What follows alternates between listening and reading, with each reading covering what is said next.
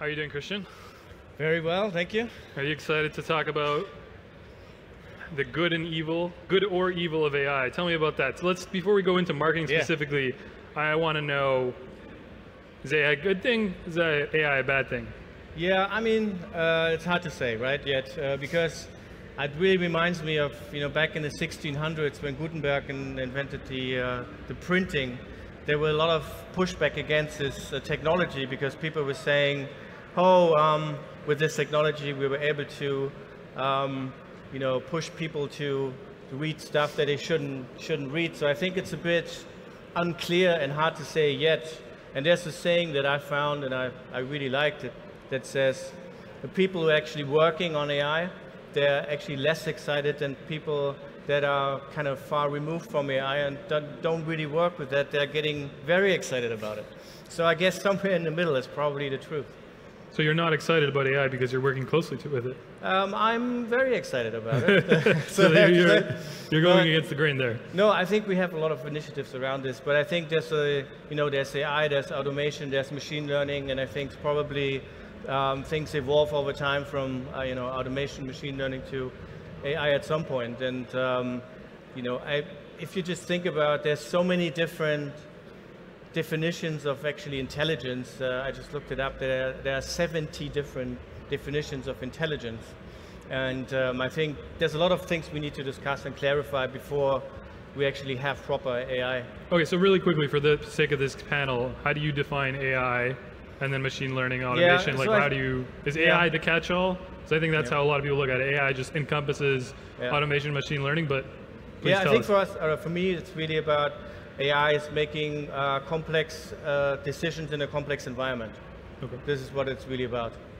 Okay, and in your opinion, is AI something for marketing? Is it for marketers actually specifically? Is it something that will help them do their job, or is it going to kind of phase them out slowly? That's a good question. So I think if you really think about how marketing has evolved over time, right?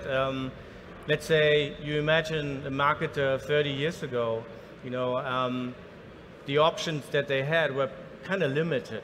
They had probably outdoor, they had TV commercials if they had the budget, they had print, and that was basically it. They probably had to do some flyers, and that were their options. And I think also the importance of marketing as a department, as an organization inside of a company has also changed, because I think back in the days marketing was like, okay, these are the guys throwing the nice parties and doing the colorful flyers that we can send around. And I think with the involvement when B2B companies came up, actually marketing became more important, because suddenly the marketing organization became responsible for top of the funnel stuff. So they were responsible for creating leads and in a way also being responsible for revenue. And if you look at what our customers do today, these CMOs from our clients, what they really do is they are the growth engine inside of their company. So this is not a kind of a department that sits somewhere close to sales, providing leads. I think it's an ongoing engine of customer interaction, and I think that's also really how marketing has changed. If you also think about, probably 15 years ago, when there's a new car coming up, and I'm German, I kind of have a little bit of passion for cars. So let's say there's a new BMW coming up. What usually happens in a let's say old marketing department is, let's create a campaign around this. Let's build some nice creatives and find a new slogan and then push this out. And there's a new car coming up. There's this campaign. There's a new car campaign, and so on. Right? It's a very kind of sequential process. And I think if we compare that with the customers that we have, they don't think about campaigns. They don't have this kind of logic. It's ongoing. Yeah, it's an ongoing process. Yep. And do you find that to be the case at your company as well? Right? At Adjust, we were just talking backstage. You still have a CMO. You're the CEO, but you still have a CMO. You still have a marketing department. And how long have you guys been around for? For almost 8 years. For almost 8 years. And yeah. During those 8 years, is it ongoing? And Absolutely. Are you taking learnings from your clients that you learn? Are you applying that back to adjust? Yeah. So I think to be really honest, when we started 8 years ago, and that was in Berlin, in Germany, we actually had no idea what SaaS actually was. To be really honest, when I flew to San Francisco, I think in 2012 or 13, because we also have an office there, and then I went to some conferences. There's the SaaS conference, and I got there, and I was sitting in the audience, and people were talking about SDRs and lead generation and those kind of things, and I was sitting there, and I'm like, what are they talking about? So I never heard this word SDR. But I thought it just sounds very logical to me, and then I got back, and then we basically changed our whole marketing organization. So we implemented all these things like inside sales and all the other functions. And I think we also went through this evolution of how to organize a marketing organization and how to synchronize that with sales, for example, right? And how we synchronize it with our customer support and those kind of things. And that's a gigantic project. And I think we make good progress, but we're still progressing as well. All right, so you pivoted to a SaaS company at that point. Yeah, we've always been like a SaaS company, but again, I think 8 years ago, SaaS wasn't really as popular as it is today. Yeah, right. It was a very, very different environment, and all these great companies that went public over the last 2 years, they just started, back then, and SaaS again wasn't really a thing. This whole subscription economy and what is the customer acquisition cost, lifetime value. Those things, being discussed, I would say, really over the last 5 years. Finally. Yeah. So pivoting back to AI. Yeah. How big of a difference can marketers actually expect from using AI? Because I've heard it's overhyped. Many people have said you can do this without AI. Many companies are just claiming they're using AI for the sake of claiming it. So what have you seen in terms of actual tangible improvements? Yeah, I would say when you look at marketing, or let's say advertising in general, there are two extremes, right? There's a very data-driven, almost scientific approach to marketing. And on the other hand, there's this approach of a very creative, non-data, no numbers-driven approach. And I think over the last 2 decades, we've probably been through this change. So we started off as being kind of a more creative, almost artistic way how companies ran marketing. I don't know if you guys are old enough to remember, but I think everybody probably heard about the Benetton campaigns back in the 80s or 90s, and that was art turned into marketing, right? Yep. And that was really not about how many customers that we converted and so on. It was really about brand and perception and so on. And with, I think with the rise of these big platforms like Google, Facebook, etc., people actually had the opportunity to really measure the impact of digital marketing. And that, honestly, that was always the promise of digital marketing compared to all the other things.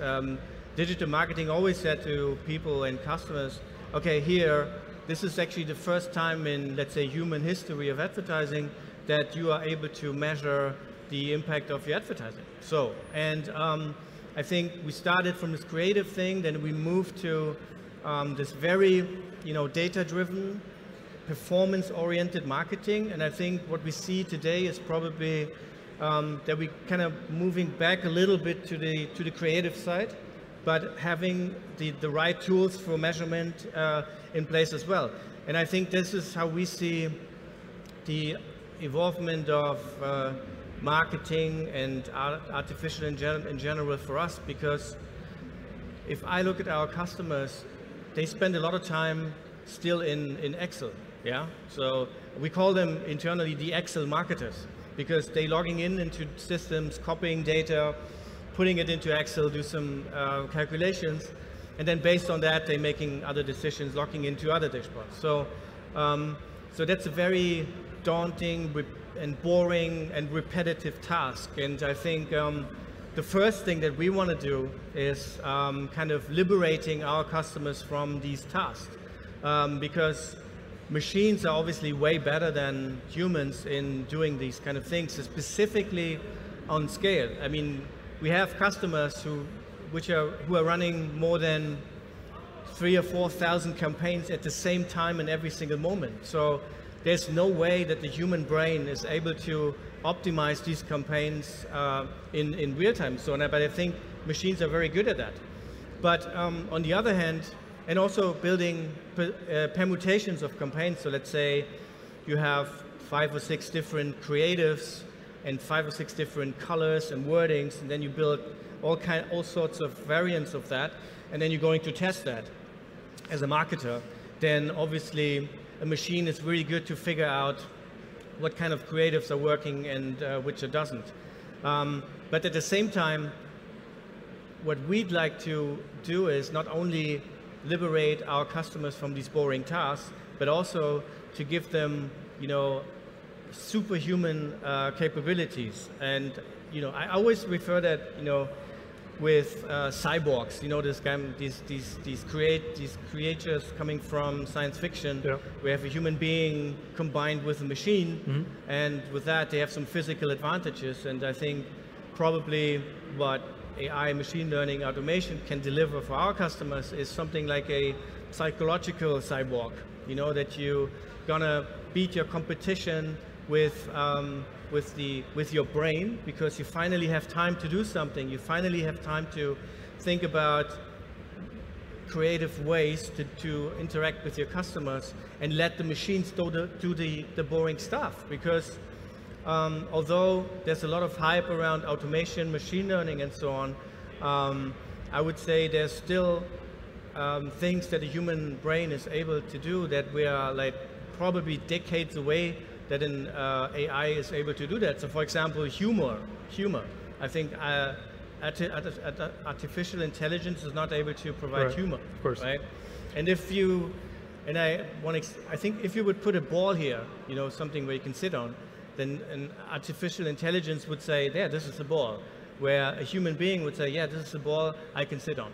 Right. You know, I think, you know, I'm very excited about automation and AI, and I think it will just helps us a lot as marketers and so on. But so if I could summarize what I think you're getting at is, if I ask you the question, how much better is a conversion rate using AI, machine learning, automation? You're saying, I don't care about the conversion rate. The point is, humans don't have to worry about the data anymore, or we don't want humans worrying about the data, and we want to shift their time away from that, so that the AI, machine learning, automation handle the data, so that humans can focus on creative in marketing. Is that fair? Yeah, that's basically what we're aiming for. So it's more of a just give time back to the humans so they can actually run the campaigns, oversee the campaign, and let the AI optimize everything, all the nitty-gritty details. Is that fair? Yeah, absolutely. Okay.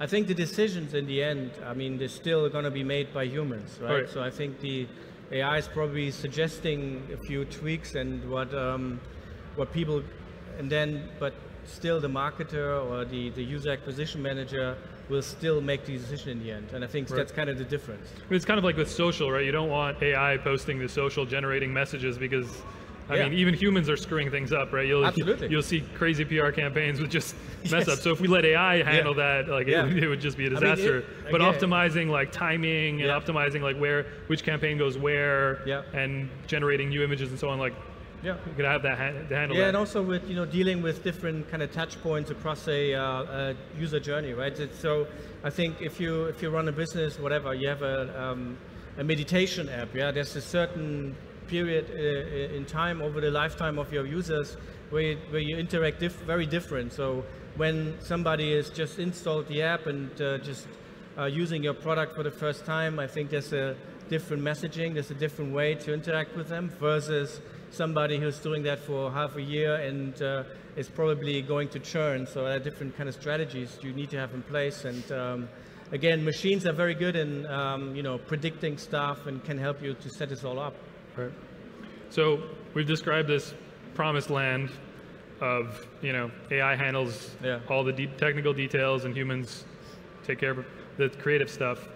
What are the obstacles to get there? What's stopping us from actually getting there? I mean, I'm sure you'll tell the audience, just come be a client of the Justin. We'll take care of it. Yeah. But realistically, we're not there yet. So what's holding us back?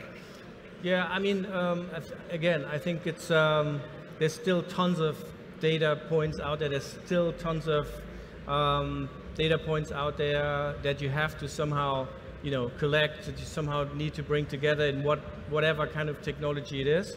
And again, it's Excel in the first place, and then you evolve over time, and then let somebody else do that for you. And I think it's also about connectivity, right? How systems are connected to each other. Is it there? Is it not there?